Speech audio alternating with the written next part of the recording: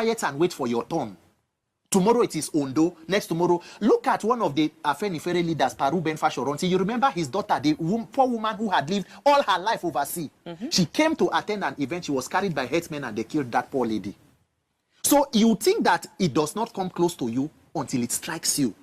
There are people from the east today in Nigeria who cannot go to their villages to go and attend anything. They are stuck in other cities. Even in Benue, they can't go to their farms. They can't go to their farms. And then you are talking of why there is hunger and everything.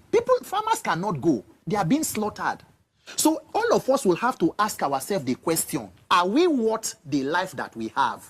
Do we really want to dignify the Nigerian life? Imagine 50 US citizens killed by not hurricane, earthquake, internal security. Somebody went and slaughtered, and the president of America is in another country, reflecting on his policies. Nigerians have become so used to bad governance that we have accepted our fate. So we have become docile.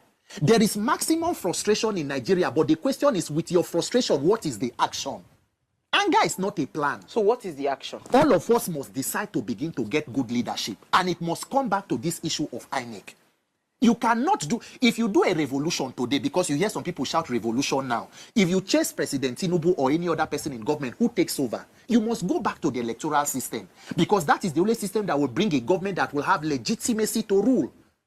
So whether or not you like, look at what happened in Bangladesh. You protest, you went there. So these reforms that you are asking for, who is in charge of doing the reform? Is it not your National Assembly? It is the National Assembly. So what are we saying? That is where men must mount. That is where the focus must be. The protest that will happen in Nigeria, that will change Nigeria, will be in the National Assembly. It is not the Senate President's house. It is the People's Parliament. Whatever change you want from your constitution or from your laws will be gotten there. And if the people are not ready to give it to you willingly, you must exert pressure, maximum civil pressure, peacefully, as democratic fundamental human right, to get what you want. Other than that, until Nigerian politicians, the people in power, begin to become afraid of the power of the people, Nigeria will not change. For as long as we are the ones who are afraid of them, we will continue in this suffering and killing. Unfortunately, they are protected and insulated. On the next, if a war happens or any natural disaster, they have private jets that are parking. Their children are not even here. So if you begin to think of that and you think of our lives, then we must get the wisdom and courage. We know one die, we know one die. Nigerians are dying. You know one protest. People are dying without protest.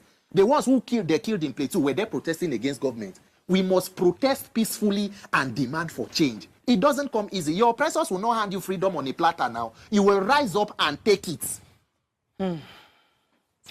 As Very Dark Man has highlighted the plight of young girls trafficked from Nigeria to Ivory Coast.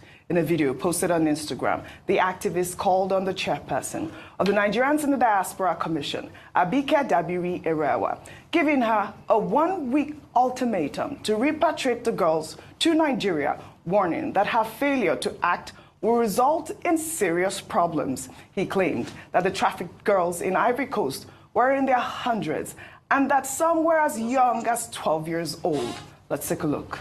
To Abike Dabiri, the chairman of Nigerians in Diaspora, after this post, I am giving you exactly 1 week to find solution to this. Exactly 1 week. If after 1 week, these girls are not back to this country, I'll give you the biggest problem you have ever seen in your life. Nigerians, let me show you something. Take a good look at it. Well, I don't think any of these girls, I don't think any of them here is up to 15. Let me ask them, they say they are from Niger, but some people from Niger have come and they found out that they are actually from Cameroon. So it seems like they've taken them to Niger before to go and beg. Sure. So from Niger now, they were moved here. So they think that they are from Niger, but they are originally from Kano when they were moved to go to Niger to go and beg. So this is actually Nigerian kids. This is like 0.3% or 2%.